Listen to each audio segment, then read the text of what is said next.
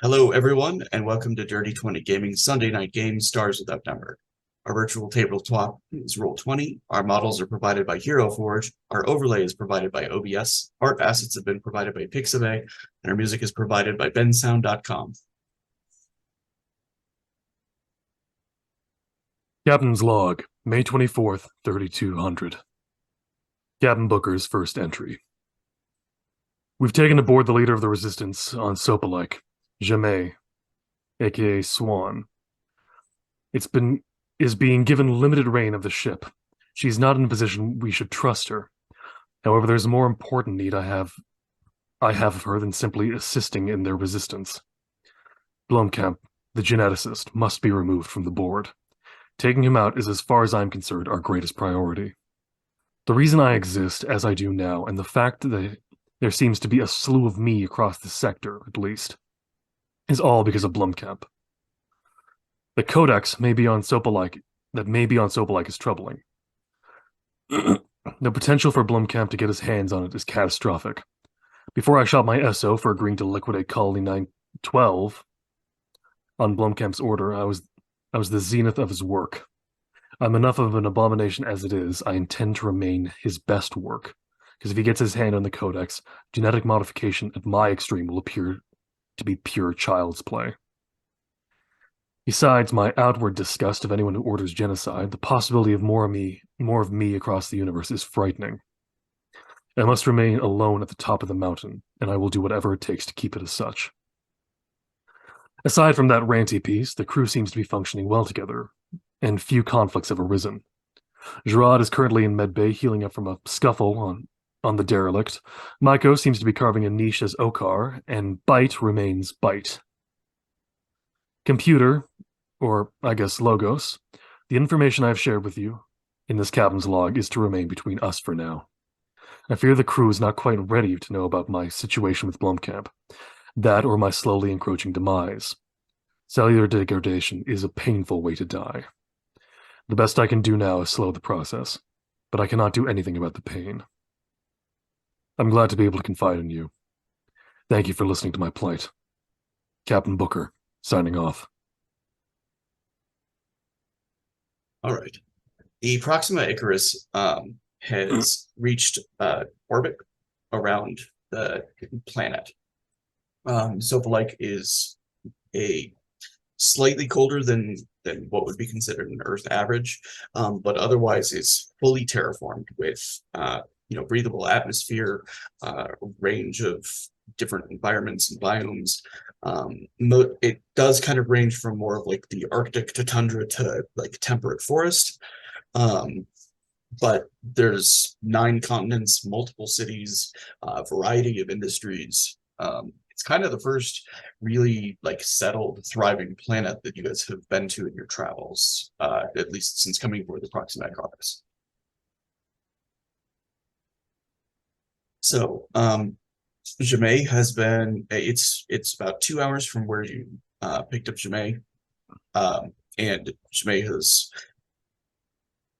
taken the time to get a shower, get something to eat, has worked to clean up the back suit that it looks like she's been wearing for months, and kind of returned to the bridge of the ship, and not taken to watering it.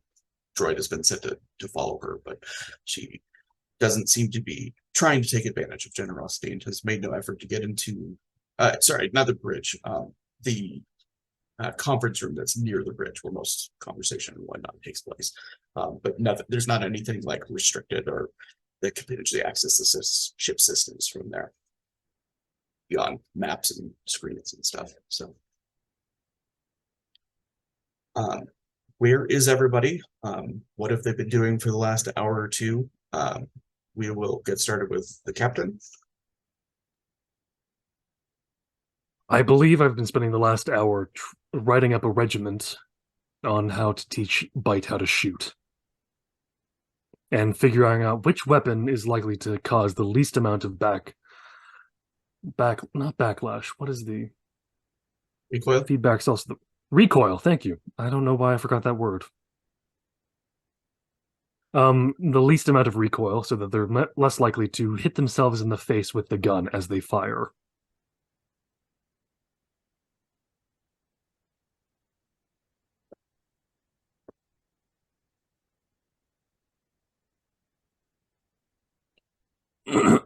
Aside from that, Booker has written up his captain's log and has just been doing his best to stay a little busy, trying not to think too much about the scientist he's going to go and kill. All right. Bite, what have you been up to in the past 2 hours?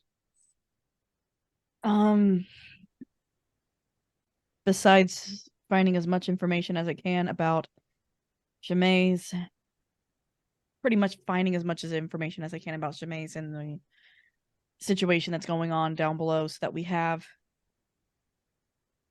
at least a little bit of insight of what's actually going on. All right.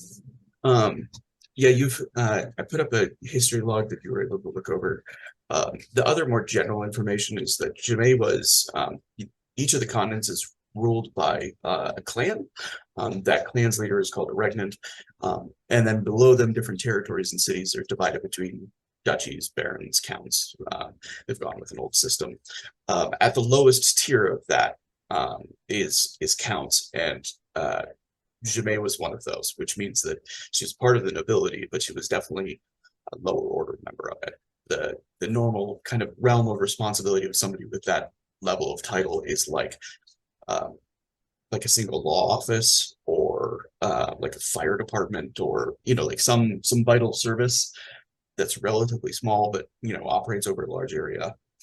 Mm-hmm. So the fact that they went from that position to becoming the planetary minister seems to be, they had a very large public presence. They were known for prosecuting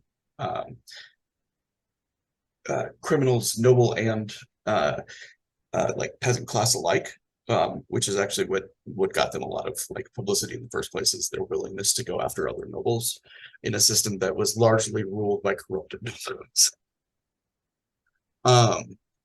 Also the fact that most of them have since been deleted, but Jemay definitely had a very harsh wit on like the social media of the planet.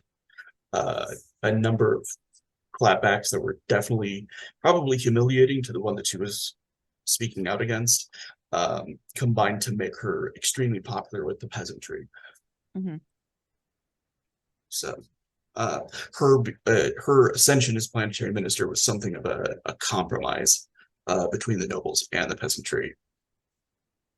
And since they thought that she wasn't particularly significant, her limited ability would kind of what's the phrase I'm looking for? The shine would come off the coin. Does that make sense? As she got as she was being forced to do some of the things that she was making accusations about, the peasantry would lose their love of her, and she would cease to be a problem. Didn't work out that way. At which point SBS came in and began sort of making behind the scenes deals with multiple houses, married their way into being one of the clans, and then had their leader voted in as the new planetary minister. But it was voted in a closed vote, which is the first one since they adopted this form of government to have happened. Okay.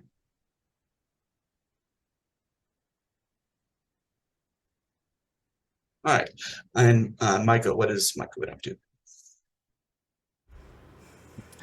So Maiko is very much interested in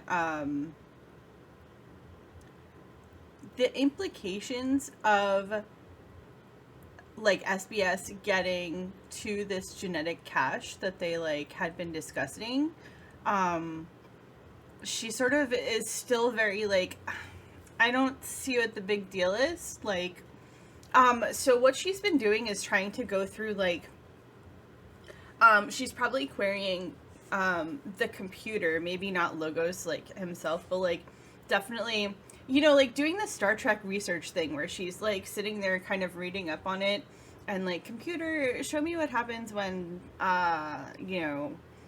there's more genetic variability to X and Y. So she's sort of been like in reading mode, like trying to figure out what the others are so like, what Booker is so worried about. Because honestly, as far as she can see, like, she's like, company brings out new technology goes on to black market, technology goes out to everybody anyway, so like it's still like, so she's trying to make that click.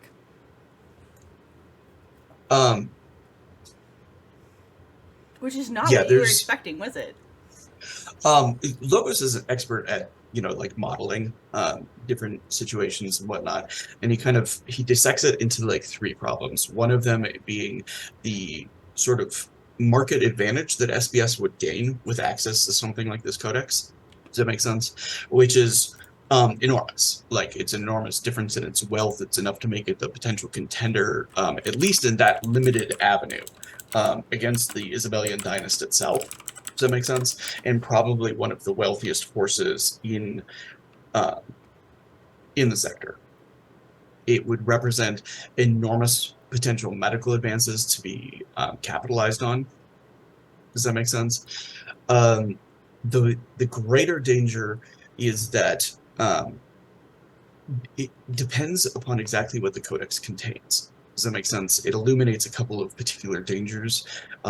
One being that if it had a reliable codex of psychic genetics, then it would allow the SBS to create clones that potentially had psychic ability, specific psychic ability. So they could have, like, here's our detachment of teleporters, here's our detachment of psychics, here's our detachment of telekinetics. Does that make sense? Yeah, and that seems like Maiko like stops at that one, is like, oh, that seems really bad. As opposed to right now, genetic ability is rare, or psychic ability is rare enough genetically that, you know, you kind of have to find the mortals of the world and train them and hope they end up the way you want them. Which worked out really well with Mortel. Well, and Mortel is a useful example because he's emblematic of the problem with it, which is that you take people who have unusual abilities, you tell them their abilities are unique and rare, potentially dangerous, have to be trained, and then you try to implement rules on them when, to a certain degree, many of them are raised feeling extremely entitled by it. Does that make sense? And believing themselves literally to be better than everybody else. That makes them a group that is, in general, hard to control.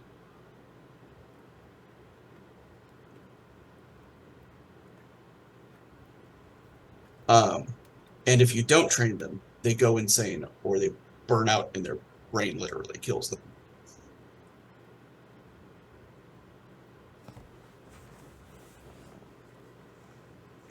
I don't think Maiko knows that, like, has picked up that Gerard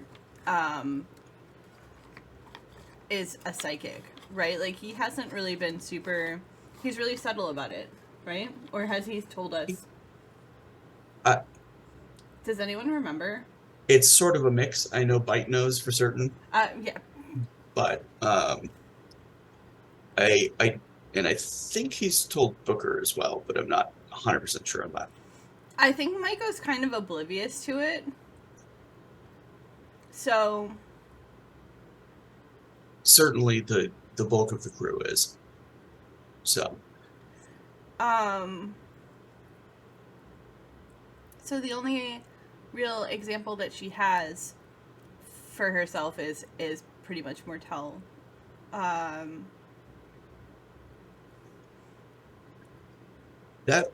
So that actually reminded me of something that I wanted to give to Bite. It was part of the new stuff that I forgot to work in.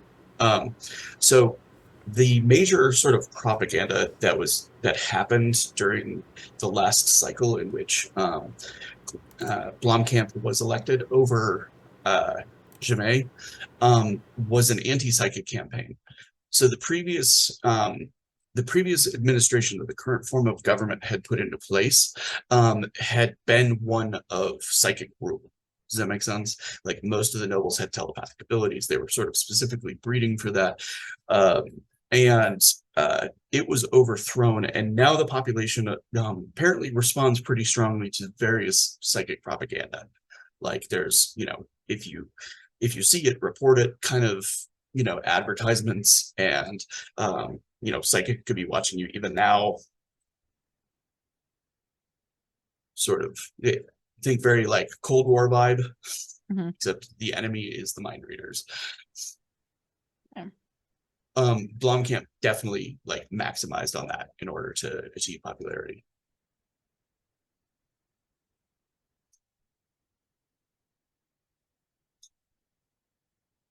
A quick question for the chat. Are we buffering hard enough that people are having a hard time following? Because we can do a quick restart if it is proving to be a problem.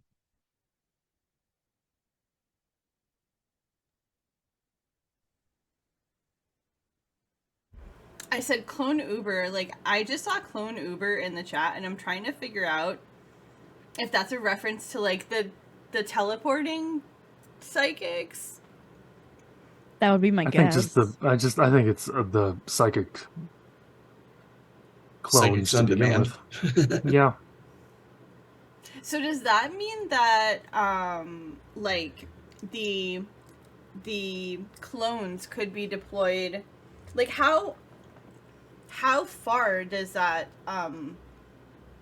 psychic teleportation can they?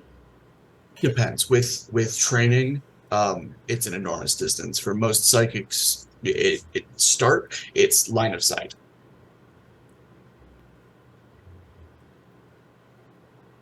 So can they go like eventually like across planets and such?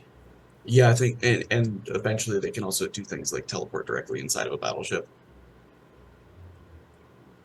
That has to be a little bit surprising. Or they can teleport objects directly inside of a battleship. Like explosives. I was on board. Yep. I got there with you. Okay. So chat's going to be a little bit delayed, so we won't get an answer for a minute. So Sure thing. I don't. All right, so we will press on. Jamae is in the conference room if anybody wants to engage with her. If you guys want to, talk amongst yourselves without her, there are plenty of places on the ship with like small conference areas that you guys can arrange to speak at instead.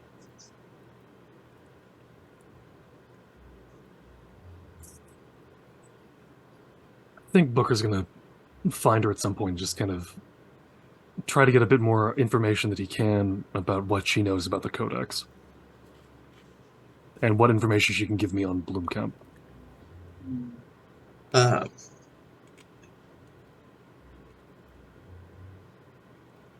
She says, as far as the Codex, she says, I know that the people on our planet have been aware of it in the past. Blomkamp was very specific about going through our historical archive data in order to try and find more information about it. Obviously, at some point, the mandate set it up, and the people that were involved kept records of it. She says, as far as what is in it, what defenses it has, it's held up so far, and I'm fairly certain that Blomkamp knows where it is. So if it has some sort of shield or passwording system, I honestly don't know. What are the chances we'll find Blomkamp there? I don't believe that he's going to be directly involved.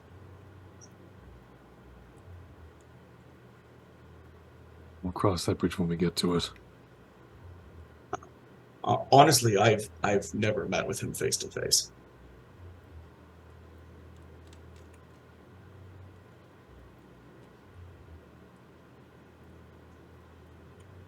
Consider yourself lucky, then. She says, you have? He's not a man you tend to forget.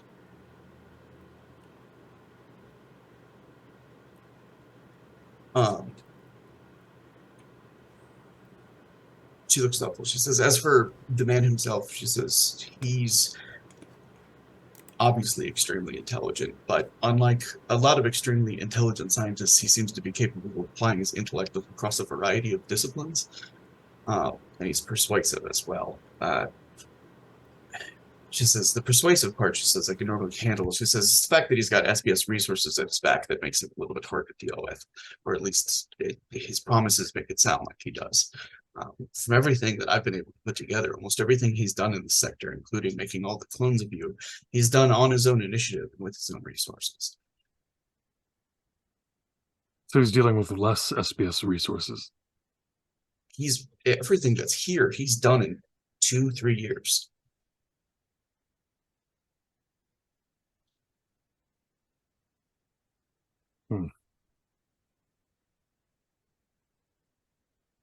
She says, I will acknowledge, she says, that the nobility of Sokolike was not exactly fondly disposed towards me at the time that I was deposed, but even then it was a remarkable feat on his part to do it so quickly.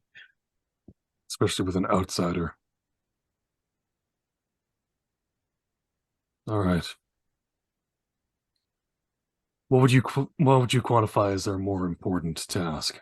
Getting to Blomkamp or getting to the Codex? The Codex. I think if we have the Codex, we'll understand exactly why he wants it so badly. We'll have bartering power of a kind, even if it's just to put a torch to the thing. Says, or making 1,000 copies of it and distributing it across the entire sector so that they don't have it as a unique advantage. We're not doing that one. I'm not particularly fond of that one idea either, but when we have limited options, the most dangerous scenario I can see is the one in which he has sole access to it. I agree.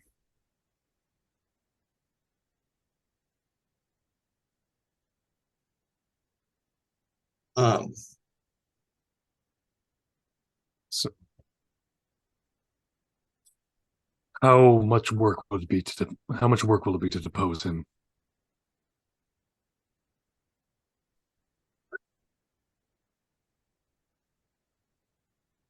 It really depends on a lot. She says, my ideal circumstance is him leaving and his resources going with him. Says that would put the nobles who've come to depend on his corporation high and dry, and put those who are still allied with me in a position to take their assets, strip them of their titles, without much of a conflict.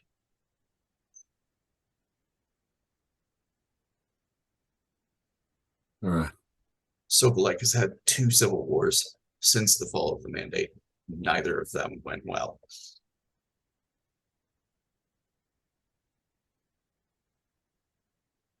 This is a little difficult for me to be able to ponder all on my own.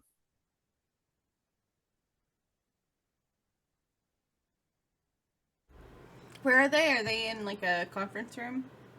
Yeah. The main conference room that's adjacent to the bridge. With the now unlocked liquor cabinets. Yeah, they have been unlocked since Mortel left. Mortel's contribution to the ship was the unlocked liquor cabinets. Mortel's contribution was the locking of the liquor cabinets to begin with. So Maiko is going to come and she doesn't just like walk into the conference room, she just sort of like, there's a knock. And it's from like 3 feet off the ground, so You can come in, Maiko. Hi, Captain. So I've been doing some reading, and then she like realizes that the swan is there, and just sort of like stops, and is like giving her a wave. Yeah, and she waves back. And Is this something you wish to discuss in private, or something you wish to discuss? am I interrupting anything? We were just talking about the governor and where to go from here. What next move would be best? Well, I was gonna ask you, if you had an idea, like, since you already knew him, what you thought. And she's like, she doesn't realize that she's coming into this conversation like right after they've already hashed like this subject. So she's like, I was thinking, like, I was wondering if you knew like kind of what he was actually, what they were actually hoping to do with this like thing that they're hoping to get. And like, I don't know, I've been sort of reading up on it, and I guess it seems like really bad. Yeah, it's not great. Chances are good that they'd be making more soldiers like me. Well, I don't think that's actually a bad thing, because I really like you. Think of me and the skills I have, and the abilities I can do, and the things I can do, with no moral compass, and no desire to do what's right.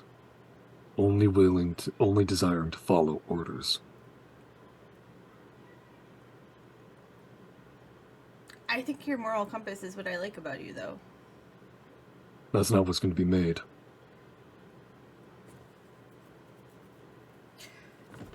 I guess the question that I have is like, what exactly can we do about it? If he wants to just roll us over, he kind of has the resources. Really one of the easier things to do would be to find the Codex before he does. And get rid of it. You mean to get rid of all of that? History, yes. What form do you think it's in? Do you think it's in computer banks? Chances are the more likely, a greater likelihood would be well-preserved foreign samples. Biological samples?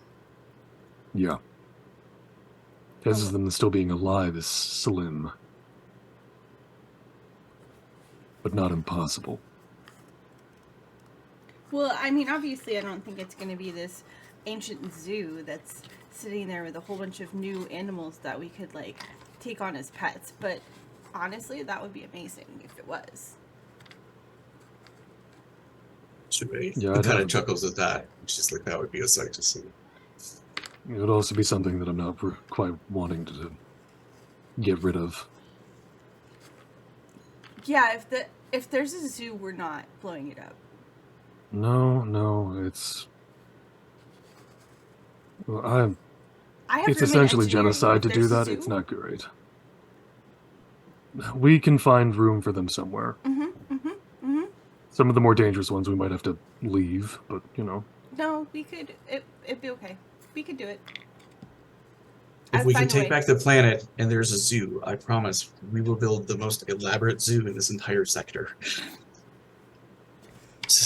The tourism alone.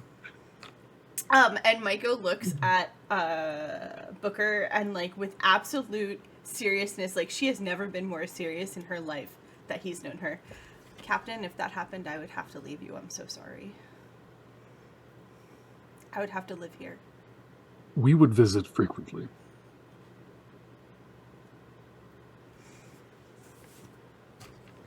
But that's not likely, right? It's highly unlikely. Think of it as a large container with several small cylindrical objects. I know what a test tube is. Yeah, mostly filled with stem cells. I think stem cells are kind of cute, like when you look at them. I've never found the attraction to stem cells, but you say so. But I guess my question is, what's going to stop him from just... I mean, he rolled over a whole sector. Like Like I said, he didn't the do easiest it with thing- force. He did it with alliances. He did it with politics. And he did it with money.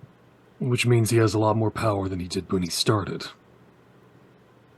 That's true. And he has more military force now, but we also have people who are willing to fight against him. Yeah, because every civil war has gone brilliantly.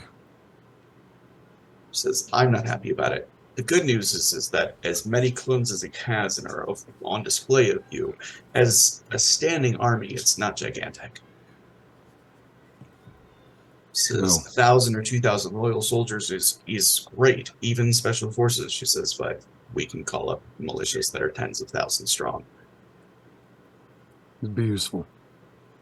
I don't want Honestly, to have to get rid of 4,000 bookers though. That would be really. I mean, they're not booker, but that would be really sad. Well then, my preferred option is to cut the head off the snake. It's not very nice. It's an old to Earth snake. expression. I don't. Can you? What? Let's put the snake aside. We're not going to talk about a snake. What do you mean? Like what is that a metaphor for? We put a bullet through him, and then the rest of it falls. Oh. Well, how do we do that then? I need an open window in about 3 kilometers. Says the open window will be hard since he's on a research station. Then I need a little bit more up close and personal.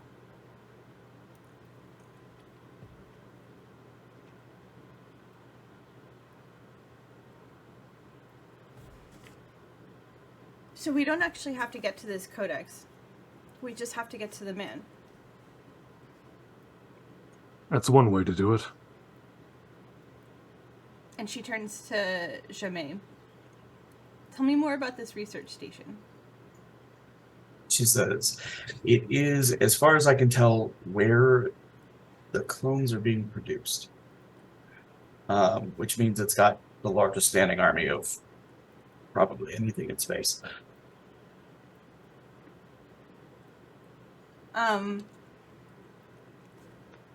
So it's clear that Maiko asked that question and then completely forgot to listen to the answer because she got distracted by a message that came in. So she has no idea what Jamais just said, and she says something, is there a Mrs. Moulin? Jamais says, that's me. Oh.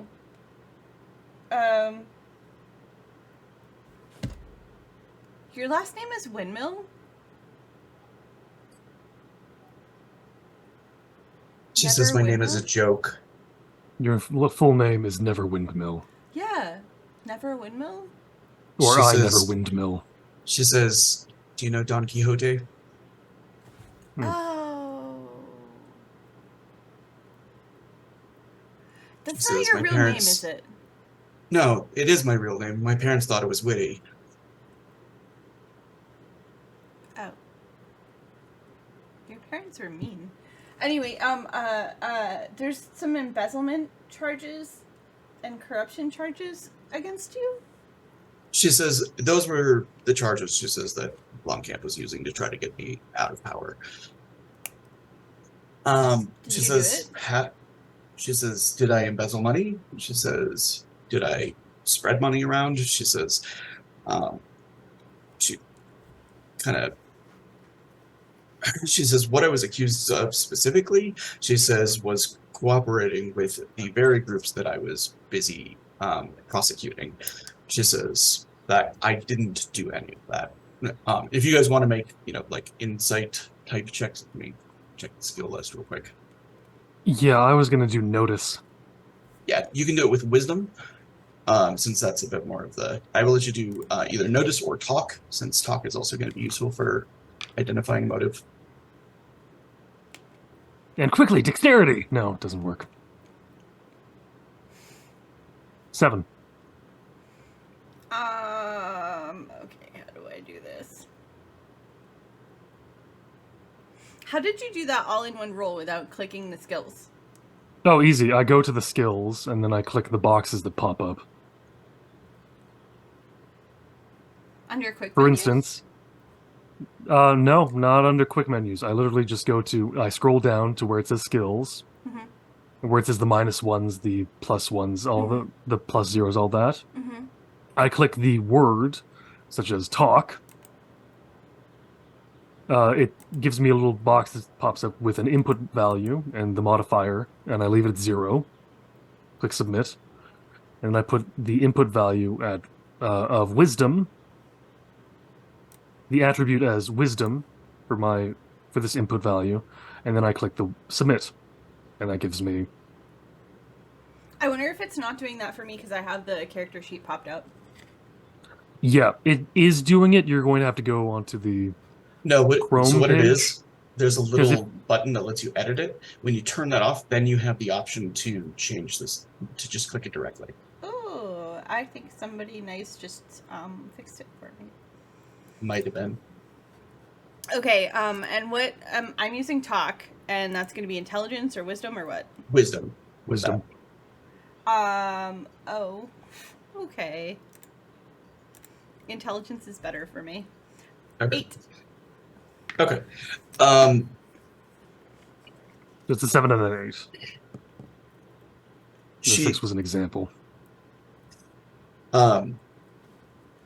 she is like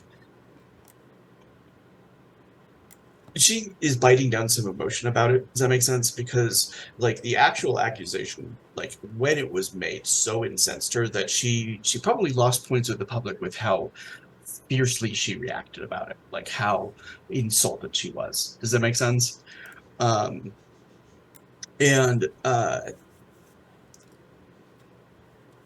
she kind of like pauses and shakes her head and she says, "Yeah, I accepted a gift here and there." She says, "But the gifts I accepted," she says, "were dresses so that I could," she says, "properly represent the people at formal balls." She says, "accessories." She says, "nothing that was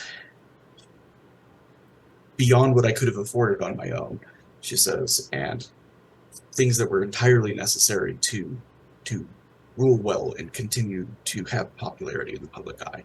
She says, but the level of graft that I was accused of, she says, was embezzling, she says, social programs out of millions of credits. She says, it was entirely an assassination campaign. She's telling the truth. She, even, admitting to the things that she did, like she considers them defensible, but she actually has a certain amount of shame about even accepting that level of gift. Does that make sense? Yeah. Yes, and so Maiko, as she is responding, sort of like sets her elbow on the console where she got the message from Bite so that he can hear the answer. Like kind of just opens up the mic. And keeps an eye out for any other messages. In the meantime, she's like, well, that doesn't sound out of the ordinary. I mean, that Says no, what they did, she says, the SBS in Blomkamp, she says, used accounts that were tied to pirate cartels and put hundreds of thousands of accounts into accounts that had my name. I never opened them. I never accessed them. I had proof of this, but in the court of public opinion, that was all that was needed. Well, I mean, that stuff like that happens all the time back home. You don't by chance have access to those funds, do you? I don't. Oh, that's a good. Oh.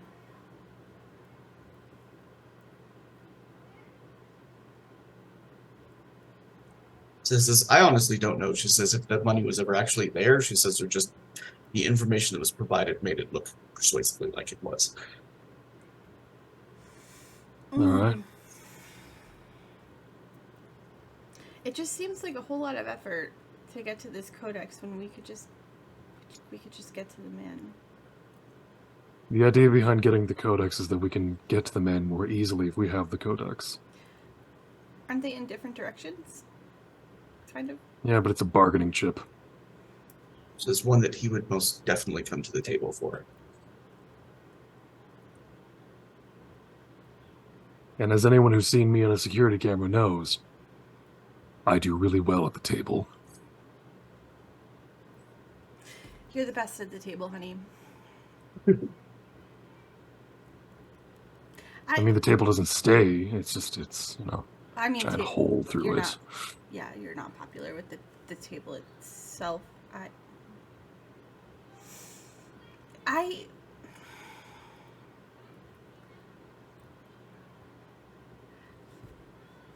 Captain, can I talk to you for just like? Can you excuse us? Jemay kind of lifts her hands. She's like, of course, I'll be in my quarters.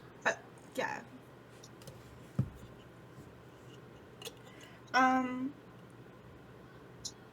All right, she's gone. I don't know how to.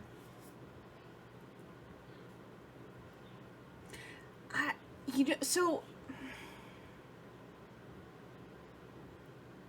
you're not going to like this. So brace yourself. But back where I come from, I don't know if it's a custom that Mr. Gene Hammer would be familiar with. But where I come from, people like me are given as gifts a lot. And I wonder if that could be used. So what you're suggesting is that we use you as a chip to bring to the table instead of the codex itself. Well, to get to him a little more directly. I don't have a lot of skills in like anything that would, but I could bring like maybe something that the doctor makes that might put him out of commission or something if I can get close. And I don't know how viable a plan that is, but it's a thing that I thought you should know. You don't see a lot of like, you know how when Bite was in his box, you didn't see him out and around a lot in the public because he was sort of like a trophy. Yeah. You don't really see my kind out and about a lot. For a lot of the same reason. And so it was, you're the tactician, so that information seemed wise to give to you so that we could, I mean, if Did you say that Bite's, the microphone for Bite is still live? So he can hear this? She never turned it off, right? I don't think she turned it off. I think she was like, I have an idea and it's going to be really hard to convey. So I don't think she's thinking about the microphone. But if you're going to send messages, just come into the room. Well, yeah, he will.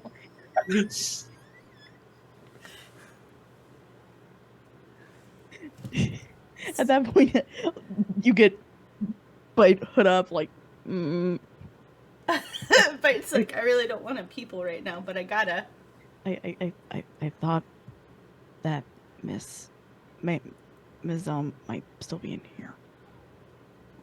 No, the microphone was reach on over when and, we like, asked her to leave as well. Close the microphone, kind of guiltily, like, oh. Because,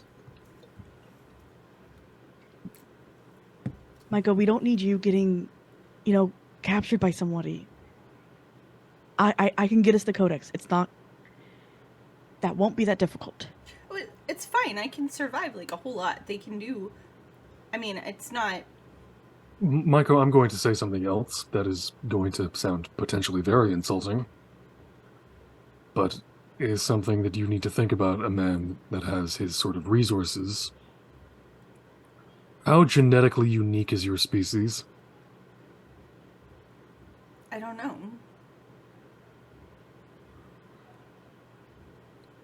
This is a question of would your being there even come close to enough of a chip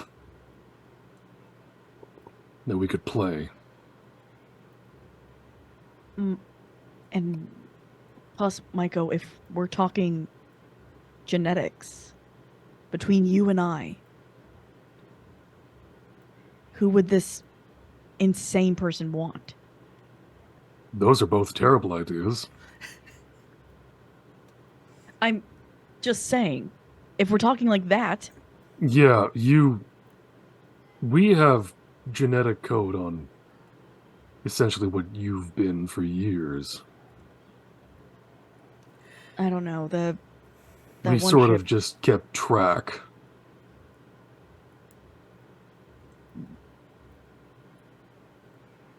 I don't know what you all have. It's been how long? That's why I'm saying that if we're going to use something as a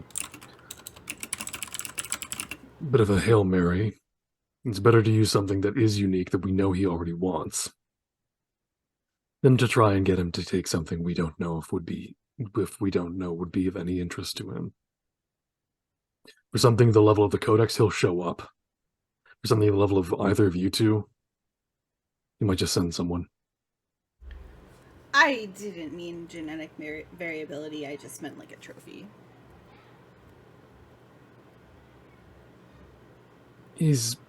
From what my experience, he's been science first, trophy second. He still clearly likes money. It's more of a means to an end. It just seemed like From something, you know. what I remember in surgery, there was just a lot of complaining about research grants cost so much, research costs so much money. Oh my god, why aren't they giving me enough money for this? I need the money so I can keep doing the research in science. Plus, Maiko, I'm honestly going to need you at the Codex. For what? If this is as big as they're saying, I definitely can use an extra pair of hands to help me get in. I hope there's a llama there. I want to ride a llama. You should hope for alpacas. They're softer and they spit less. From what I know. How does he know this? You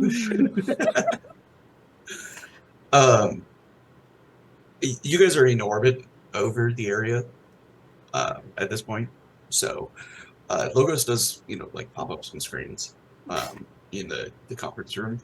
It says, Captain, there are 2 more military transports en route to the area that we have designated as the Codex. It's best to head there first. Okay, I guess it's go time. Oh, okay. Okay. I gotta love it when those decisions get made for you. Booker is already kind of heading out the room, gearing up. Maiko looks at Bite and she's like, I kind of like it when those decisions are made for me. Problem is that this one means I have to go down. Do you want a hug? I guess. I don't normally do hugs. If you don't want a hug, like, that's okay. It won't. And Bite will actually give you a hug. Maiko's gonna stop talking and just give him a hug. Only it's probably more like... Booker is shortening his shooting plan so that he can do it on the shuttle. This is what you're going to need to do. You push the muzzle against their skin, and then you fire. Okay. So Jamae is boarding with the shuttle, I assume. So I assume sort of like witness to this abbreviated shooting plan as well. Maiko's just gonna Yeah. wave. Maiko not coming with us? No, wave to Jamae when she comes back. Yeah, she Oh, yes. kind of like waves again. So Jamae will kind of look to Bite and be like, never shot anyone before? Never even held a gun until now.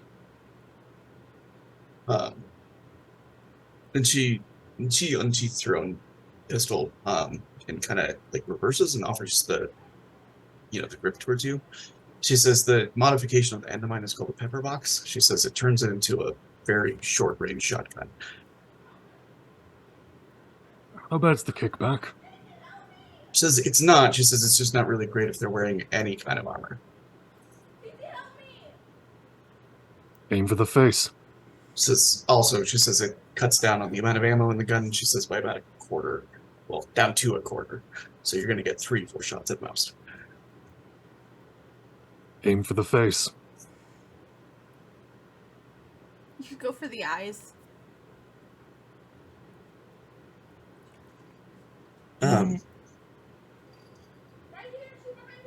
She and she looks to Maiko and kind of like lifts the arms on her back suit. She says, "You're the engineer. Can you tell me if I'm still airtight, vacuum sealed?" She says, "I've been in this for a while." And so Maiko will. Do you want a fix roll? Yeah. Okay. Booker's also gonna. I'm assuming we're not in the shuttle quite yet. I'm assuming it's like Oh, en okay, route. then we're in the shuttle. Okay, never mind. This is just gonna. There's You didn't want to. the shuttle does have some small like repair tables and stuff. My brain was thinking you didn't want to go and pick up a new one. Hers is fitted to her, Oh, never mind. so it's probably. I'm not going to about ask that comfort and question. It's familiarity. really stupid to ask that question now. I just went with intelligence, so I got a 15.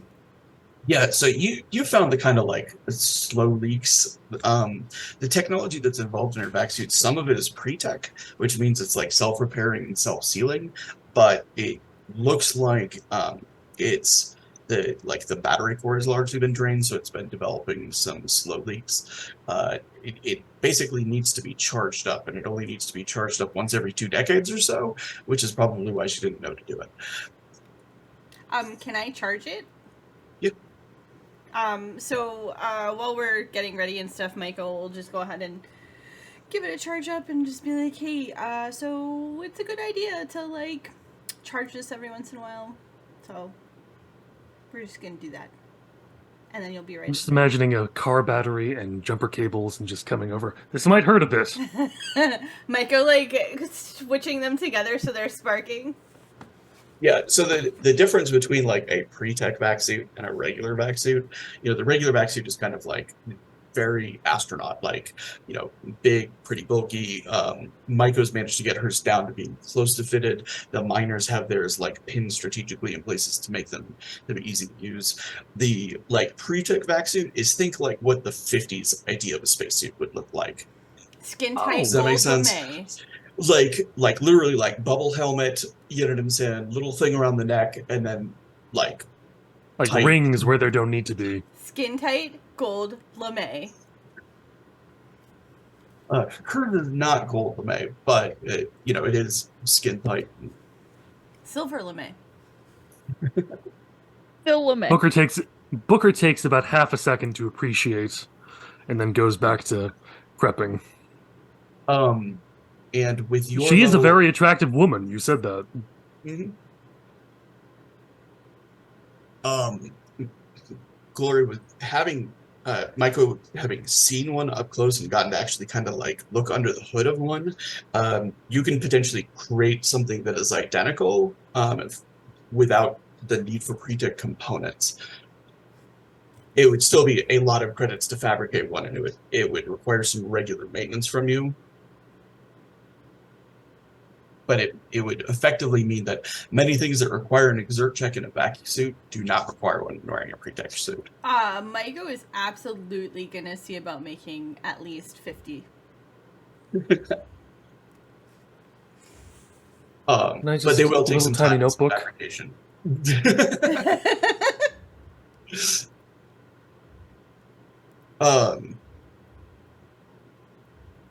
But yeah, she's just sort of chattering happily and charging it up and just sort of like doing her thing. Yeah, and after like a minute, Janae kind of like, stretches a little. She's like, she says, temperature regulated properly again. What's regulated?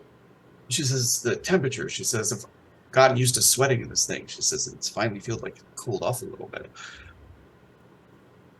Don't worry, you're still hot. She blushes. Booker just kind of grunts in acknowledgement. Yeah.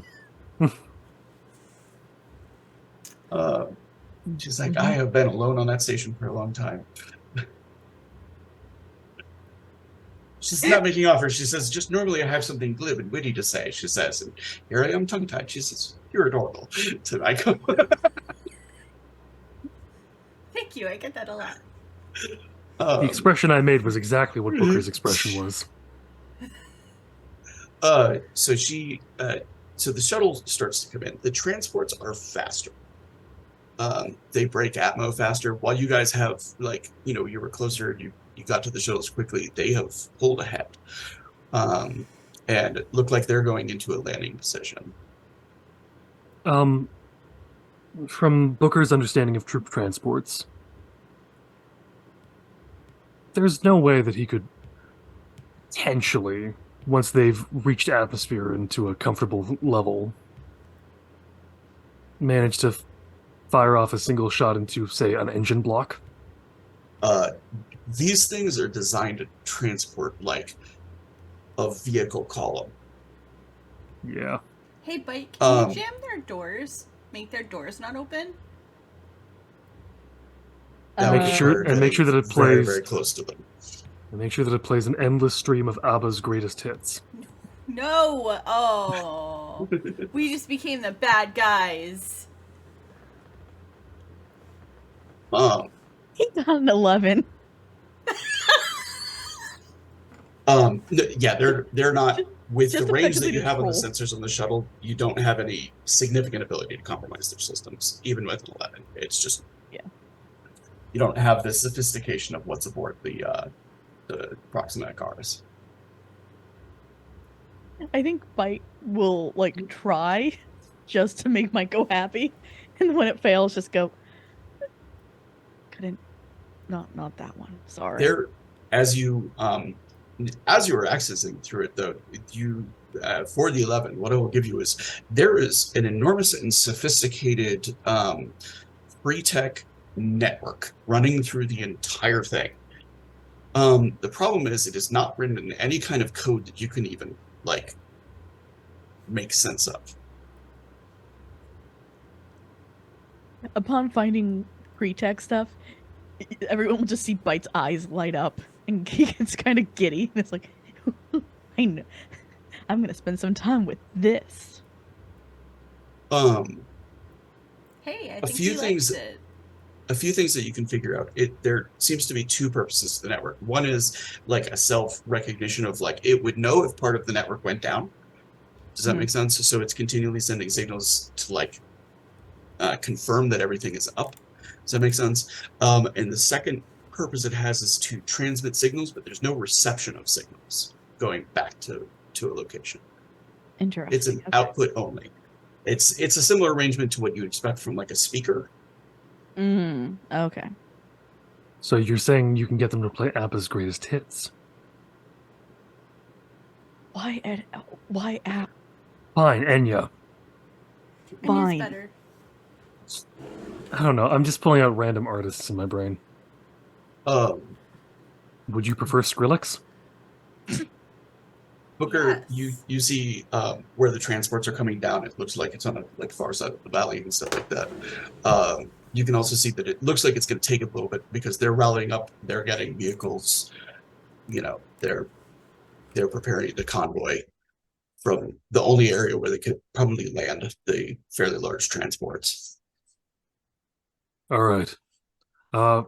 Who's flying the shuttle? I assume that Glory has been. If that's not the case, then Nico is there. He's just very quiet. Yeah, I would have guessed it was Nico. Okay. Nico is there and has been very quiet. Nico, can you get us in as close as possible? I where the no codex longer would be? negative. I no longer have a negative in pilot, so Oh, okay. Do you want to be flying the ship? no, absolutely not.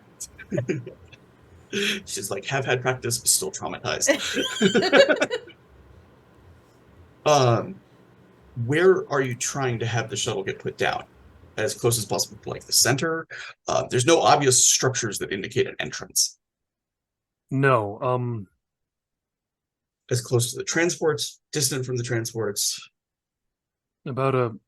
I will turn to Jamay and just ask. Where was your? Now, where did?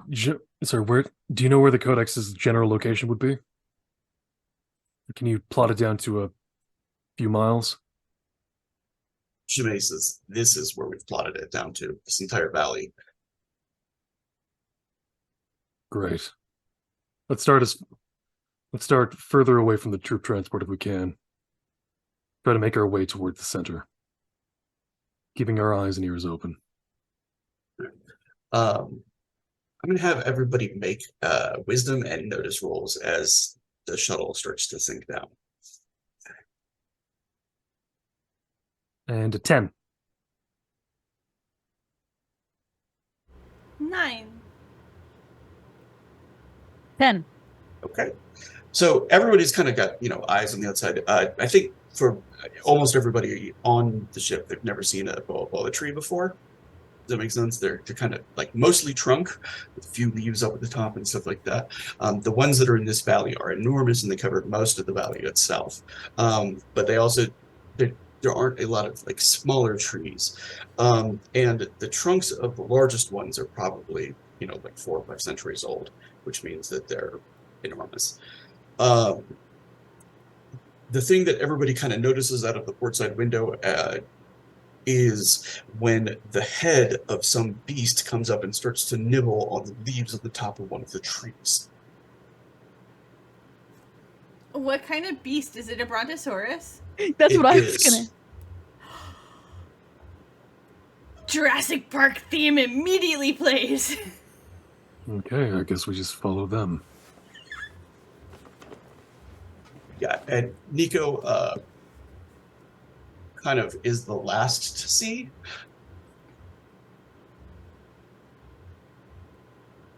And swerves away from a boa tree. Wait, Boa Boa or Baobab? Baobab. Oh, Okay, good. I know what I this was- tree is. yeah. I was. Sorry, Baobab. Yeah, they're beautiful trees. This legend behind it is hilarious as well. It's about a talking tree, and then it just talks so much that the gods get pissed off and they bury it head first. Oh, okay, that's what I was thinking it was, but I wasn't sure. That's why it looks like the roots are on the bottom or at Yeah. the top. Because it's literally been flipped upside down and buried so it would shut up. This is the entire story of the Baobab tree. It's wonderful. All right. Nico manages to sit down without any problems. But the entire area is just like absolutely lush with life. There are ferns that cover the ground. Most of those are going to be taller than Myko. And there are just packs of creatures moving through the landscape. Okay, Maiko. For this situation, I'd like you to be my spotter. what do you need? So essentially, I'm spotting? going to ask you to sit on my shoulders and look through these binoculars. Oh, yeah. Heck yeah. When you do look through the binoculars, you'll notice a few things like range and wind direction and speed. Okay. Just a few things that would normally be found in a pair of sniper spotter's binoculars.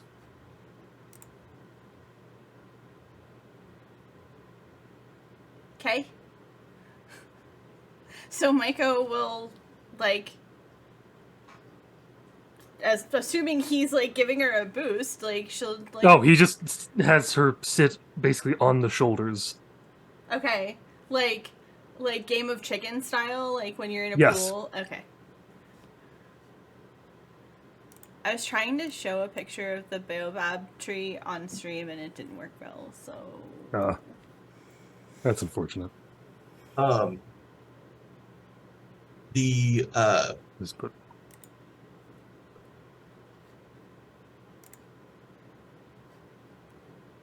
the valley is, when you come out of the shuttle and everything, Nico is planning to stay with it, and be on call in case he is needed. The the entire place, you could hear like various like calls of birds, or maybe not birds, the buzz of insects. You can see, like a mosquito that looks almost like a foot and a half long buzz by. hopefully it doesn't get trapped in some giant amber. The anybody who wants to make an int and no roll can make a few deductions.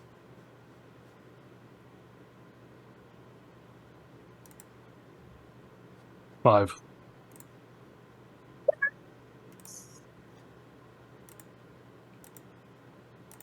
Whoa! 12. Yes! Somebody. So Maiko has a few interesting insect facts. Enough to kind of deduce some things from like the genetics. Like, those insects of that size should not be able to survive in this level of oxygenation. So she's like totally like looking around. She's like, oh my goodness. Oh wow. Look at the size of that dragonfly. Why is that dragonfly this size? Oh my god.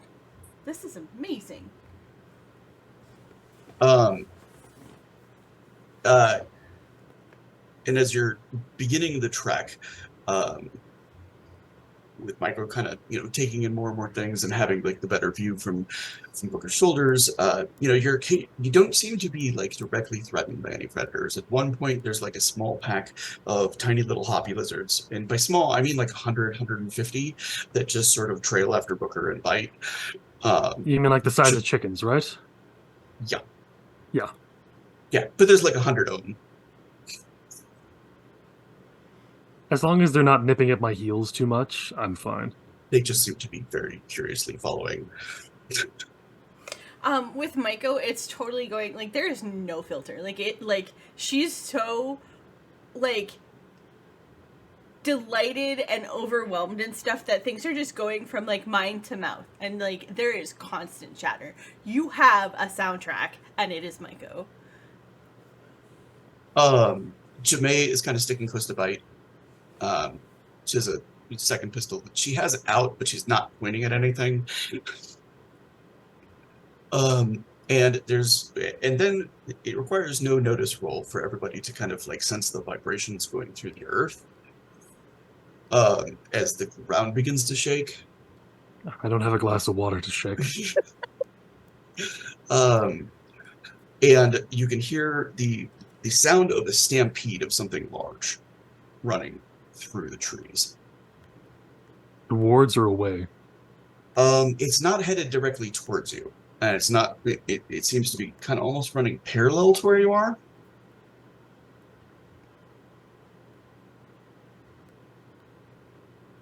Is somebody rounding up some, like, wildebeest or something? That was in character.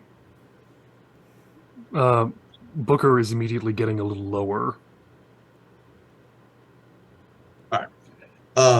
Bite's too excited right now. He between the data pad and dinosaurs. He's like 5 years old right now. Ooh, click. Oh no! Working on pre-tech. Wait, dinosaurs. Holy shit. Jamae kind of like has a hand on Bite's elbow and is pulling along to make sure that Bite doesn't get separated from the group. I think both Bite and Maiko are just extremely excited right now. There's vibrations that can be felt through Booker's neck. Don't be scared, Booker. They're okay. You're the one vibrating. You're shaking like a leaf. No, I mean the... Maiko? Take a note and look at how still I am. And then look at how vibrating you are. Oh, I'm shaking like a leaf. Oh, okay. That makes more sense. The source of the noise kind of bursts through some foliage about a dozen feet from where all of you are. There is a pack of close to 40 full-grown Triceratops charging at full speed towards something else. They have either been panicked or they're running at something. My money's on panicked. And they pass right by, leave you alone. There's like a kind of wake of trampled ferns. Hey, Bite, what's your favorite dinosaur? I just saw it.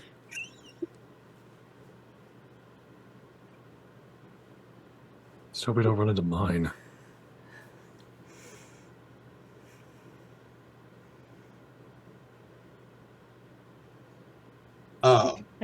And dinosaurs. This is the best planet ever.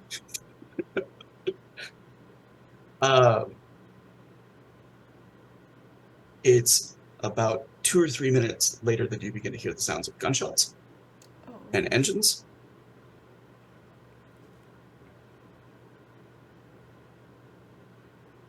Are they coming from behind where the Triceratopses were? Nope. Ahead They're of coming us. from where the Triceratops were headed towards. So not panicked. They're shooting the Triceratops. Yeah. And hopefully a few of them get gored along the way. Save the codex. Save the dinosaurs. Booker is using how many shots he's hearing to try and estimate how many people are there. There are in the range of probably like 8 full platoons, is your guess, based on the size of the transports. Yeah. Which comes out to about like 240-ish soldiers. Yeah, They're definitely using automatic weapons over long-range sniping rifles. And by the sounds of it, they've started to dip into the like high explosive rockets. I'm not mentioning that to the explosive rockets bit. They'll pick it up soon enough. I think I just have to. We have to keep moving. Stay low. Stay out of sight. Bite, go ahead and make a programming roll.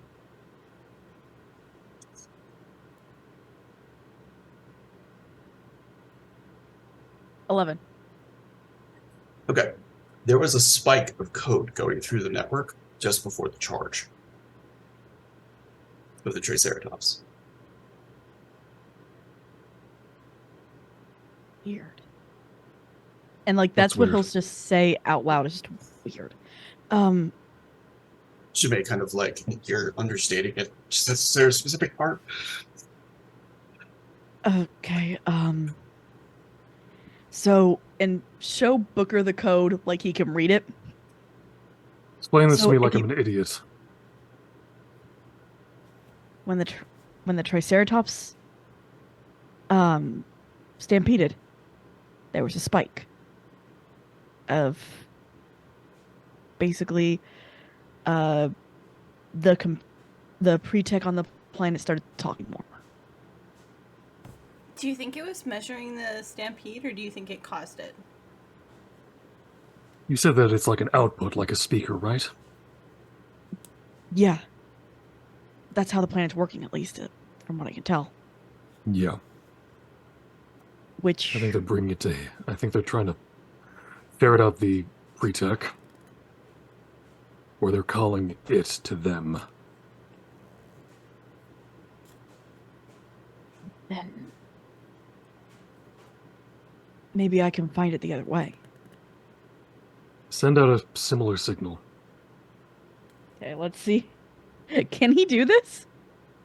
So the thing is you could replicate the signal exactly, but it would have the effect of basically just doubling down on the command that was just given, if that was what it was. So Does that make sense? Maiko has a thing to say about that. She's like, wait, if you send out the same signal, are we going to get stampeded? We move out of the way very quickly. might. There No, that's not a also great is idea. But yeah. maybe there's a possibility that I can not repeat it, but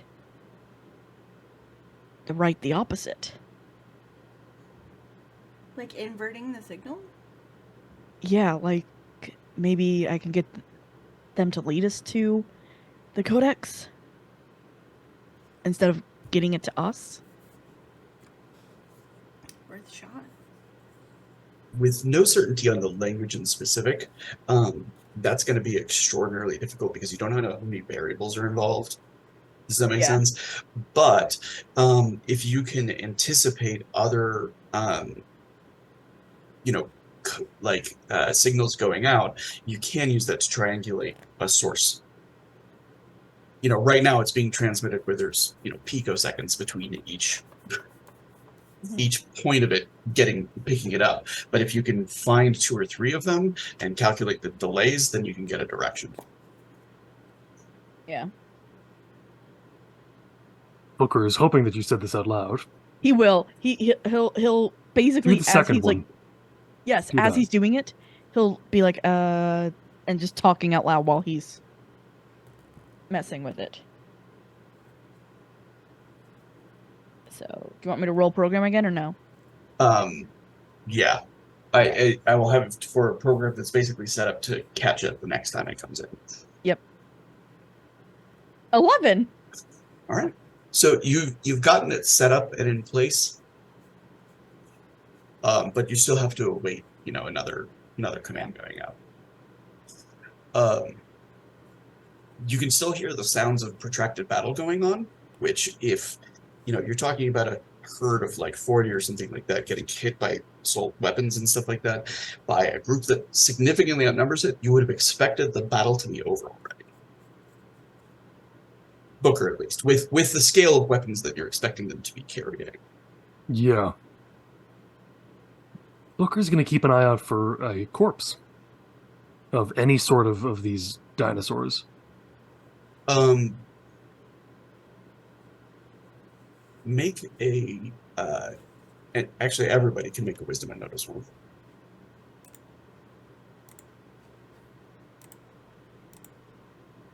I got an 8. 7. 8. Okay. There are corpses that you're finding through, they look like they've been eaten,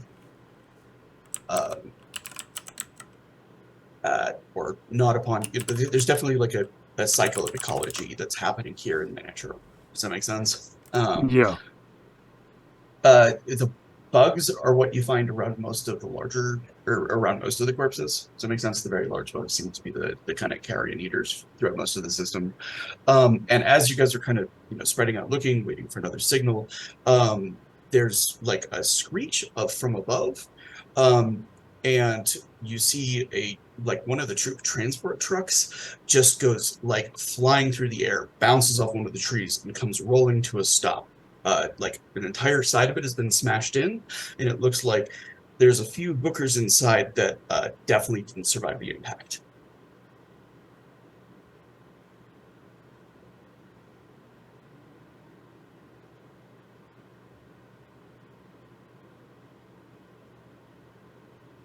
All right. How many bookers would have been in there, and how many are dead? They're probably, well, I mean, they would have gotten out as soon as fighting started as quickly as they could. So there's 4 in there. It can carry 20. Yeah. But the 4 that are in there are dead. Oh, yeah. Okay. Booker is going to put Myko down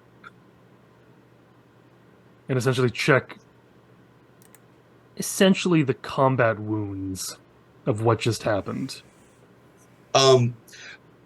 These 4 died from impact from inside of the transport. No, I got that. I'm not paying attention to them. I'm more paying attention to what happened to what kind of impact the vehicle sustained. Oh, yeah, that it got hit at full speed by a charge by one of these, and it looks like the the impact of it has been amplified.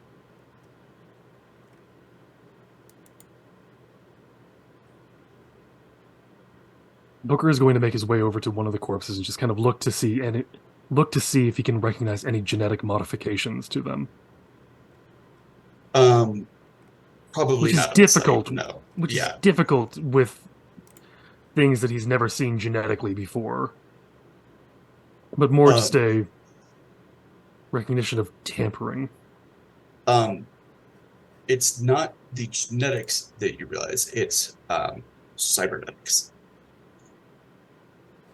One Okay. of the smaller, like, little hopping, I think they're Deinonychus. I'm blanking right now. Yeah. Anyway, small scale group predator, but it has embedded into its spine a cybernetic implant. I'm going to pick it up. Is this one of the ones that's hopping still with us? No. It's one of the. It looked like it died some time ago and had to chase some oversized insects away from it. Yeah. Now Booker is going to do something that is very Mortal Kombat. It's going to rip out the spine. Is he doing this in front of Maiko? And bite. Hey guys, look over there! Even just like a hey, you may want to look away. Yeah. This isn't going to be pleasant, just, you know. So she's immediately going to like turn her face away and then like poke Bite to do the same. Yeah, bite's just like, no. Jemay looks away a little as well. Like, there's definitely an interest of like curiosity as to what you're doing, but also kind of like Bite and Michael both looked away, so she just sort of, okay, I'll defer to the wisdom of those who've been with Booker for longer. Yeah, Booker's gonna walk over with the spine that has the cybernetics in it and ask Maiko and Bite if they can recognize if it's pre-tech.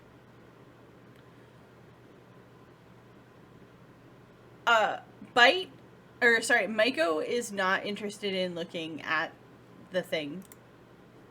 Bite will look. Okay. Make an intelligence fix roll. And make a constitution roll to keep your lunch. I'm kidding. 11. Okay. It is cybernetic. It's a pared down version of, like, it's basically the receiver side of a cell phone. So it's wired old tech. direct. Yeah, it's pre-tech, and it would have been like wired directly into the nervous system so that the communication would go directly to the brain. So that's how it's working. Can you reverse engineer in any way? See if we can get a signal to this and then track where that signal is coming from. Maybe. I can definitely try. If you can get Maiko to help you out with this, get Maiko to help you out with this. It's a little grimy, but still. Would it help if I just removed the cybernetics from the bone as much as possible? Please. So kind of like, is it going to damage it if I wash it off? Yeah, That's Maiko not- is sort of like, don't damage it, don't damage it. It's okay. I'll just I'll plug it in and then Bite, you can work on the data pad. That way you don't have to look at it.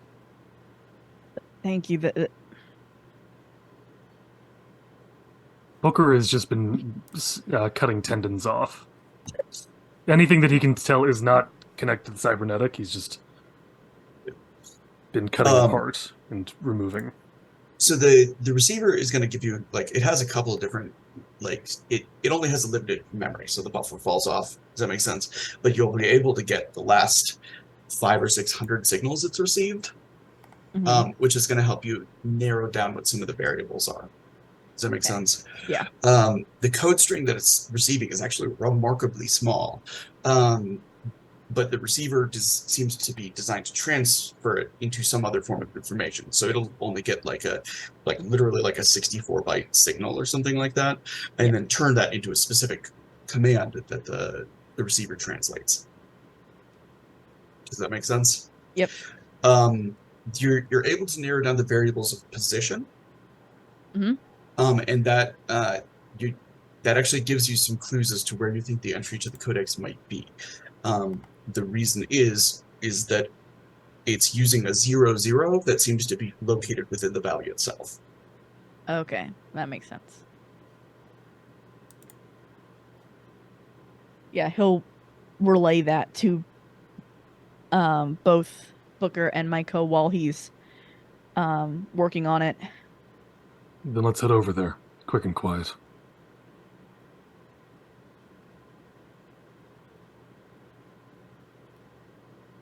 At the Any same time, objections? As we're just standing around this spine.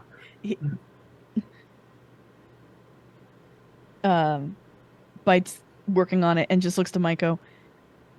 I mean, this could be even grosser, but I don't think this could be even worse. Please don't say that. You never say that. I'm working on a spine.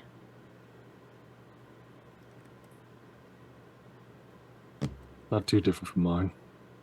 I mean the connections, not the shape. At least it's skeletal and not a visceral organ. True. Booker pockets the heart he was carrying. You know. Or, As you like, doing just that, tosses it lightly behind him so that no one can see that he had it.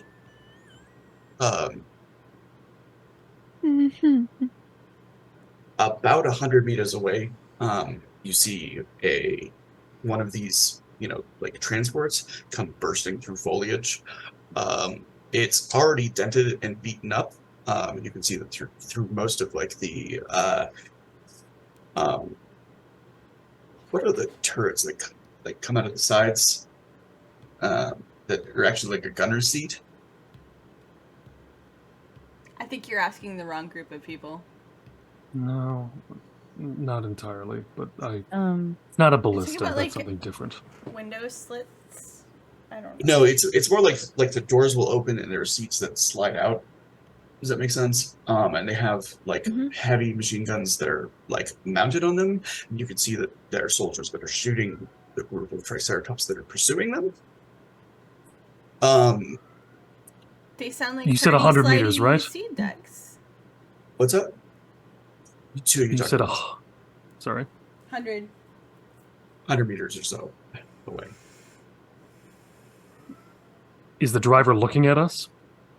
No. Okay.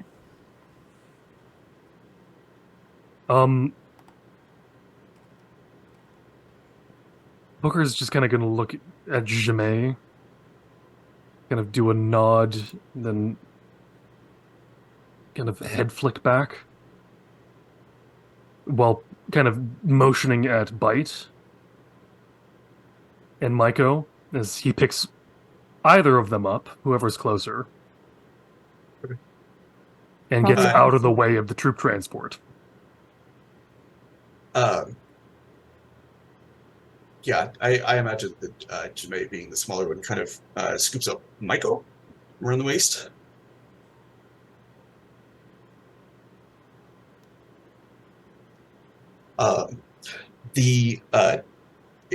It's kind of distracting to be working on programming while literal gunfight going on, especially when gunfight involves vehicles and dinosaurs.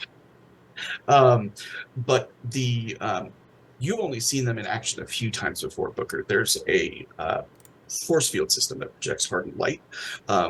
They're extremely expensive pre-tech when they're small enough to be man-sized. Does that make sense? Yeah. There, but you're watching bullets literally skip off of the air around the Triceratops.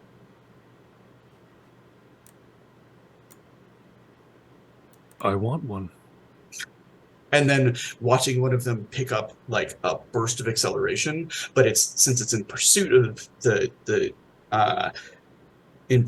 vehicle, it doesn't quite have the same impact as if it was hitting it from the side or dead on. It manages to kind of like nip the rear bumper and send it swerving through the brush as they continue racing by. it is clearly not going well for the military here. Yeah, we just stay out of their way. Gosh, that's so sad. I'm very sad for them.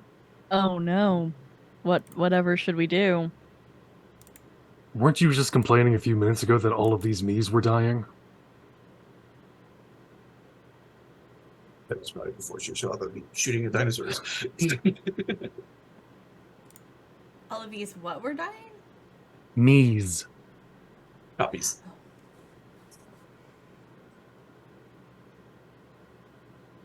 I don't have to be logically consistent with you. Plus, they were attacking the Triceratops. Anyway. All right.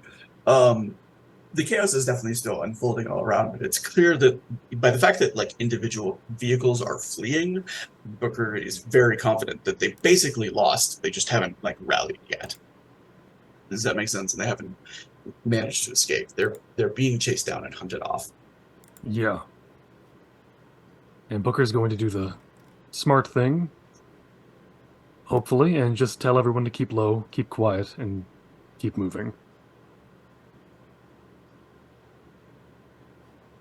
In the direction of the Codex.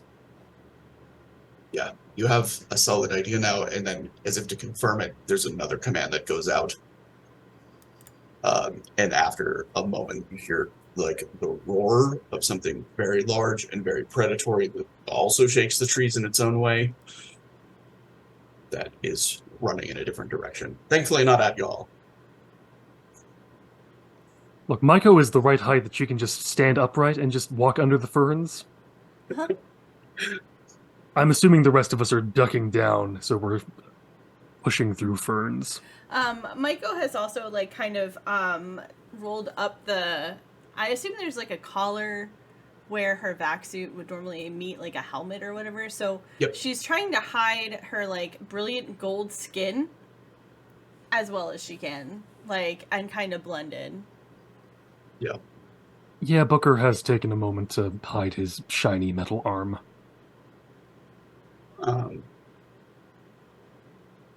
Yeah, it's a quiet creep through, and as you're getting closer to the area, I am gonna have some stealth rolls called for.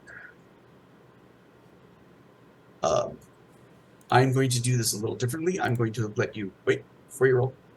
I'm going to let you elect a stealth leader, and then everybody else is going to make their own roll. For each one that fails, it's the stealth leaders is going to go down by 2, and for each one that succeeds, it's going to go up by 2. Okay. What is everybody I'm so sneak? sorry. Mine's +1. Plus 0? Mine is somewhere on this sheet. -1. It's Okay. -1. So Okay. it sounds like Booker is Yep. So I rolled a 10.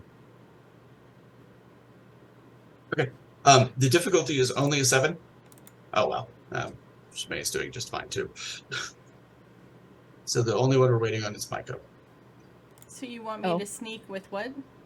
I think- Sneak and Dex. 9. Oh, yep. 10. Oh wow. Okay, so you guys are like creepy. Normally, there's always one that like rolls the 3 or whatever. So, yeah, you guys are creeping very quietly. At one point, as the sky starts to darken, Michael, as she's the only one who can walk upright, is kind of in the front. She sees a small pack of raptors that kind of like race by. One of them stops and stares like right at Maiko for a moment. And takes a step towards and kind of sniffs the air, but then continues running with the rest of the group. Booker stops aiming his gun. What is it? What was it again? It was like a raptor, a little raptor. like a velociraptor. Maiko totally, like, when it looked like it was gonna sniff her, like, totally, like, held out a wrist. Like, not with the fingers forward. She knows better. She's been taught that you don't do that. But so she's holding out with, like, a wrist. And then letting it sniff her and then waving as it goes away. And Toothy as toes. you come to the 0, 0 coordinates. It has a guardian. A It garden? has a A guardian. Oh, that's Um, much less exciting. a Gigantosaurus which absolutely clears the tops of the trees when it's standing at full height. That the Gigantosaurus is like the big brother of the T-Rex. Yeah. Yeah. Well, the Albertosaurus is like the small little cousin, but it has serrated teeth and it just rips things apart better. Love it. But it's definitely like, eat people in a single chomp. Okay, so very large. Yeah. Uh,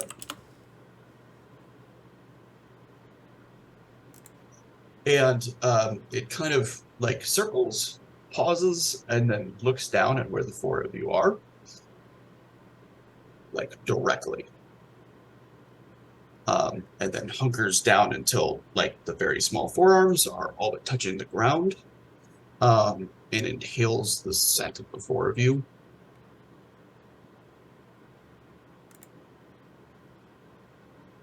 And then speaks. Says, "Who comes before me?" Oh, this is much better. Great. My name is Booker. I'm captain of the Proxima Icarus.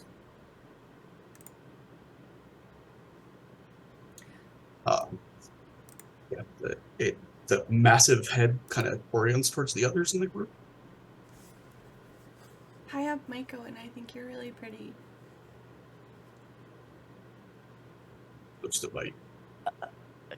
Call me Bite. Holy shit, you're a dinosaur.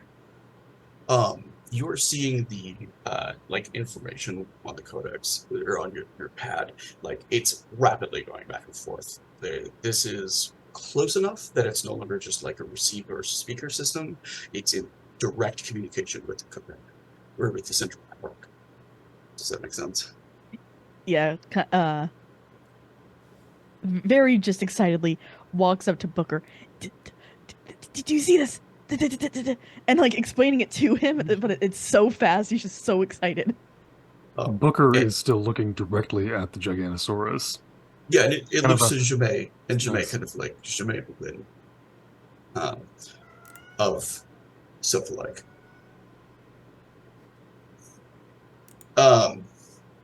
And the Gigantosaurus that says, "What are your intentions here?" Our intentions are to keep the Codex from falling into unpleasant hands.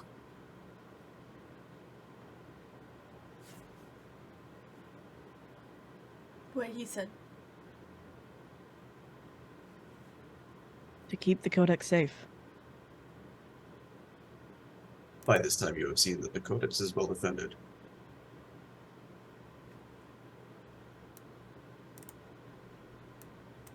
How long do you think you can keep it defended? That depends upon how they attack. They failed this time. Eventually, They're going to go with aerial larger guns bombardment. next time. It says, "Eventually, aerial bombardment will destroy my defenses."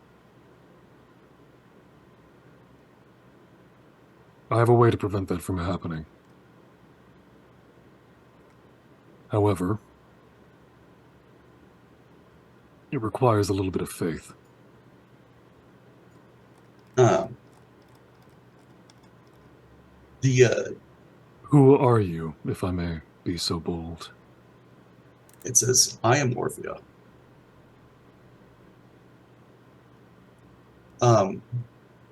But it's not one of the AIs that you know of. Does that make sense? Yeah. But there were hundreds of AIs. Yeah. It says, "You may enter. If your purpose here is not as you say, your genetics will be added to the codex."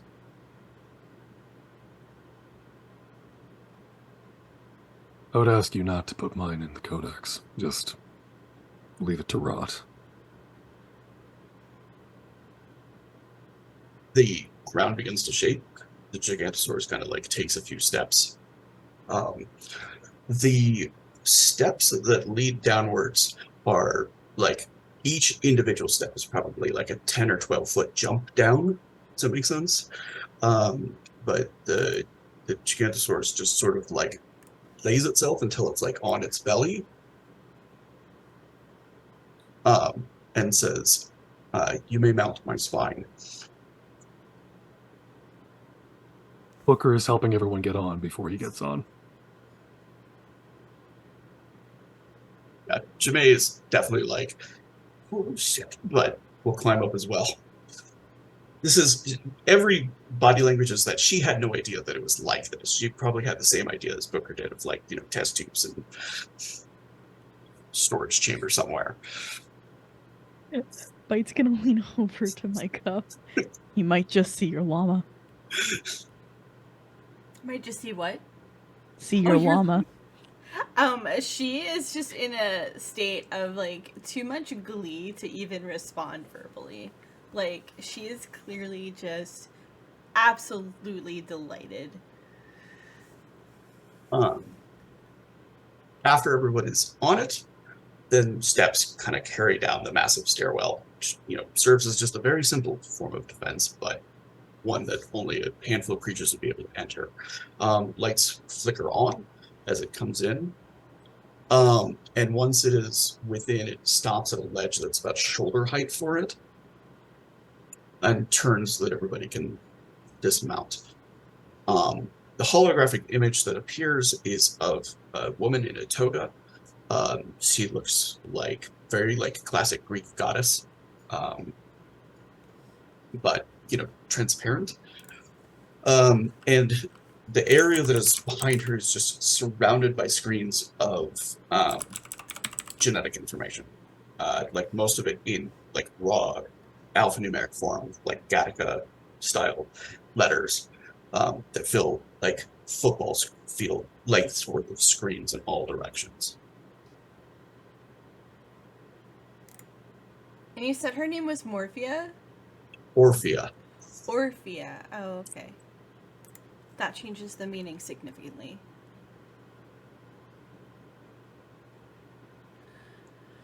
Orphea, I do have a question. Why have you allowed us to come? It says you have not raised a hand against any living creature here. And I am growing sick of these interlopers.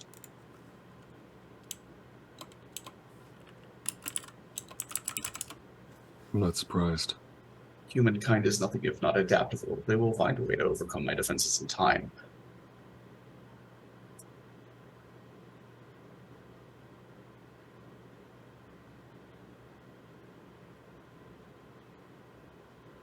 Is there walking and talking, or just kind of just... It's kind of like moving back into the area. And it kind of like turns and pauses and says, the threshold you are about to step beyond is a genetic scanner. What does it do? Other than scanning. It scans and records the essence of what you are. She turns to Booker and is like, looks like this is where you stop unless you want that. There are things beyond my pride. And Booker steps through. And Orphea kind of like turns as Booker steps through. And she says, "Would you like something for the pain?" What do you have? She says, "I have temporary solutions and I have permanent ones." The permanent ones will dull what I can do. I will not take insult at your assumption. Am I incorrect? She says, "I have been doing this a lot longer than that man." We'll talk. But for now, it would be nice for the screeching to stop. Yeah, and she just sort of like comes forward and puts a ethereal hand like on your shoulder, and you feel as though you have been like, as you did like the first few days after surgery. Does that make sense? Before any of like the genetic degradation had even really begun.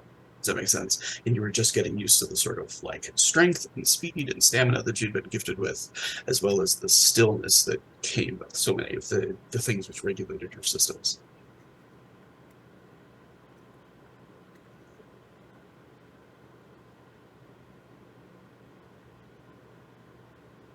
Well, that's a new feeling.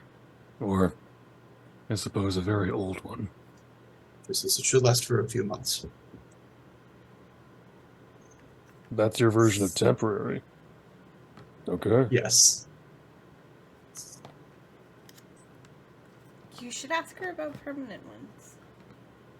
I will. She But for says, now, if you get prove everyone else in. trustworthy, I can rebuild you. She has the technology. She says, without the need for that crutch. And she kind of points to your arm. yes, I kind of like it. There's the one part of me that's not from him. She says, all of you would be a gift from me.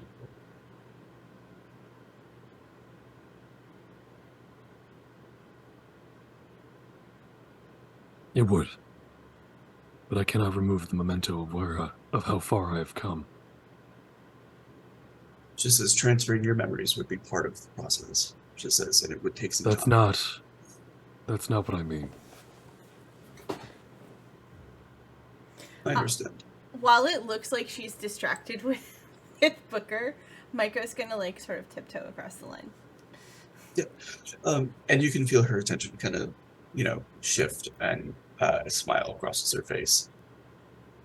She says, such a sweet species from such a terrible world.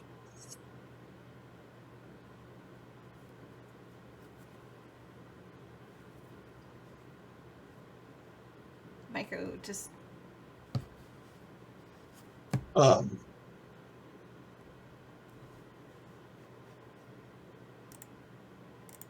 Jemay kind of like steps across, and Orpheus seems to like take note and nod.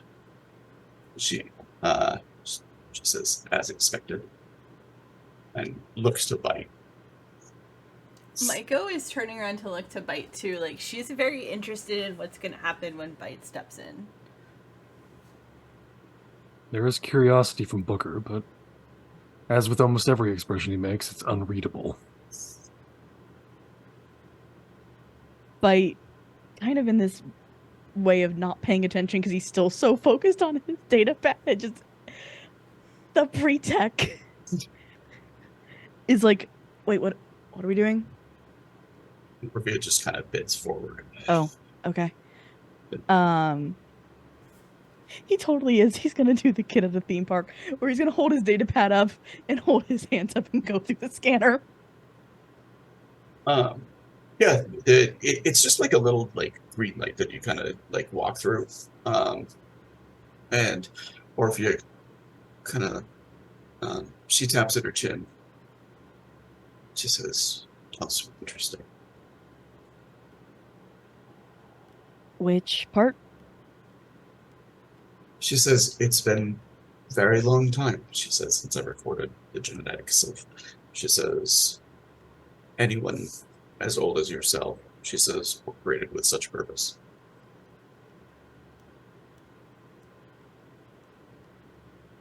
Yeah, yeah. Kind of realizing I'm not supposed to be here. No, Bite, no. You're exactly where you are. Whether you're supposed to be or not is irrelevant. You are here. Make the best of it. You're here and we like you here. Tell me more about the pre-tech. He's She just gonna go. says, Oh, go ahead. she says, I assume that the majority of your interest here is in my archives, she says, and in the gene printer. No. He holds up the data pad. I just really want to see your code. I haven't seen code like this in a really long time. There's a gene printer! Can I see a llama? She says, she kind of like points to the data pad, and the information that's on the screen like switches over to one of the nearby screens. Does that make sense? And then rearranges itself, and you see it rearrange itself into bars of music Mm-hmm. and plays as a song.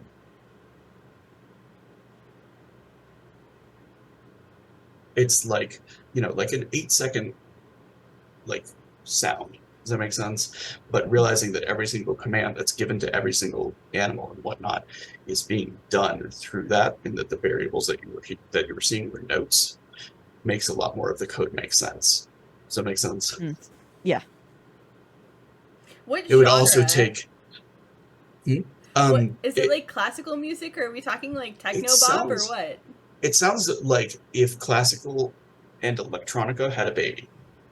Ooh. Ah, electronica. It's incredibly dense. Does that make sense? But there's also like, and there's the Electrica? sophistication of classical. But a lot of the Electrica. times it can be lighthearted and make use of instruments that like you wouldn't hear in classical music. Does that make sense? Mm-hmm. I love that. He will just stop right there and look to Orphea. Is that what you said? Okay. She nods. Can I just... I might be able to help you a little bit with your defenses.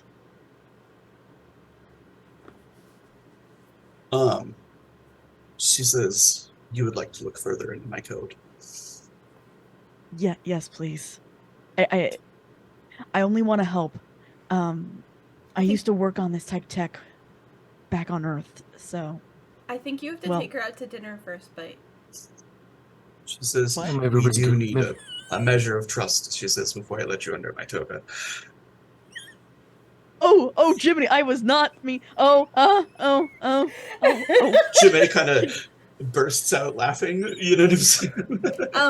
And Maiko is totally, like, grooving along to the music. Like, she's like in, I don't know, rave mode or whatever. And she kind of looks to Maiko and she says, you wanted to see Llama? Yes, please. She gestures to follow. Okay. Continues walking. Is there a place such as a small room with a table? She says, there can be. Could we please have a room with a table? She nods, and like the entire structure seems to like reorganize itself.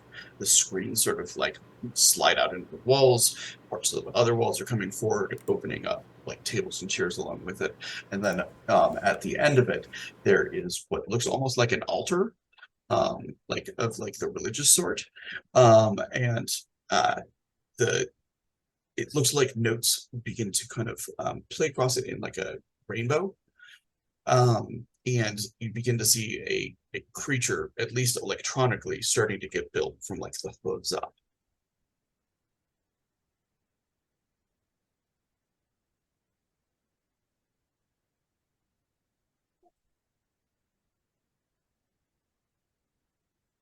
Yeah, Booker's gonna sit down. Just enjoy these two enjoying things. Bites, once he realizes what's going on, he'll sit, but at the same time, he's still very embarrassed about her comment from earlier. So, Yeah, and Orphea kind of circles Jemay, sits down next to Booker. She says, well, this definitely changes things.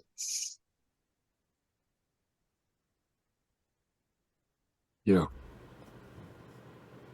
I There's no feel way like... that we could use this as a... There's no way we could use this as a bargaining chip, and there's no way I would even risk it. Orphea says, I would destroy myself before I allowed the viruses contained within my memory to be transmitted outside of this domain.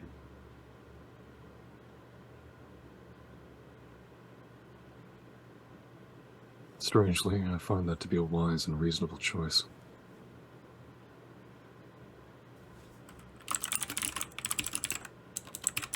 Or, I mean, we could, help stay and fight. Can't. Not really. We have a mission. Shimei says, "What's your mission?" She says, "The sector." She says, "It's security." Nothing too big.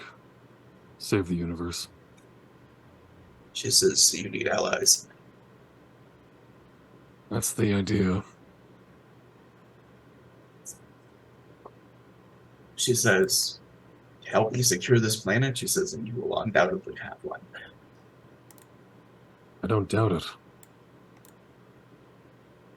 I just mean we can't stay and fight forever.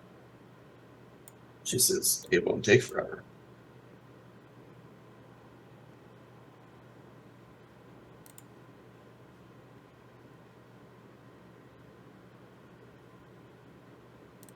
No. No, it wouldn't. Just... We need to figure out what's the best course of action. We need to know what to do to keep this place safe. And what to do to make sure it's not attacked again. Orpheus says, "What do you know of the one who is attacking?"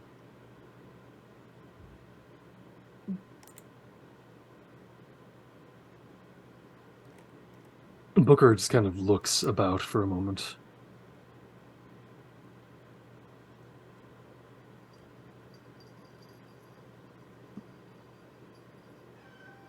The easy answer is he made me.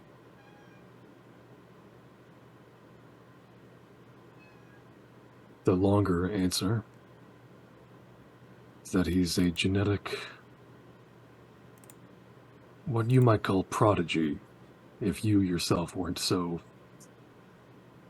He is a prodigy to what you are a god. Is he arrogant? They're all arrogant. Says, "If he is arrogant and he has made you, then some part of him is in you."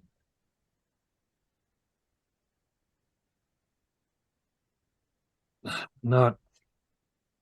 I don't believe anymore. And Booker just kind of pulls down and reveals a large gash-like scar across himself. She raises an eyebrow.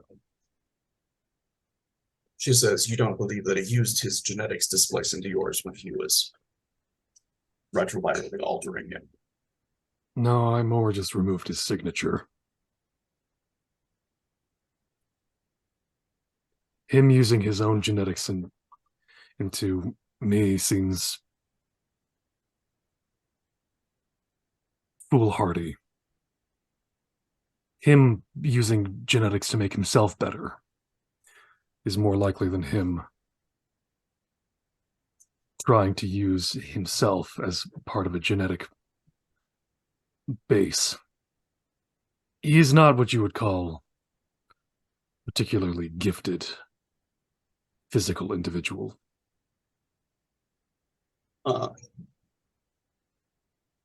There's arrogance and there's wisdom to know what you are not.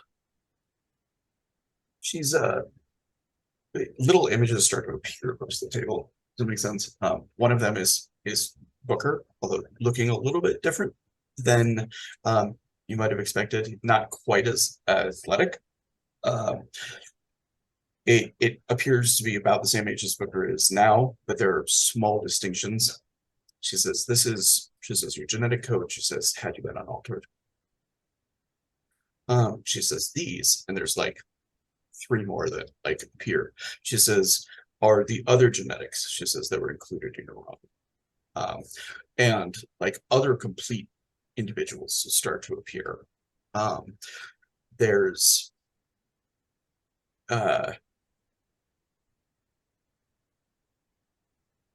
two of them you don't recognize. And she kind of she says, "This one was used to correct genetic flaws that might have led to heart disease. She says, and this one was used, she says, to remove the propensity for anemia. And then the fourth one that shows up, you know the face even before it's done. It's Blomkamp. For like a face claim, think Jim Parsons. Big Bang Theory. Definitely standing next to a Booker, looks very small. Very skinny. And she says, and this last one, she says, was used in an attempt to modify your reaction time.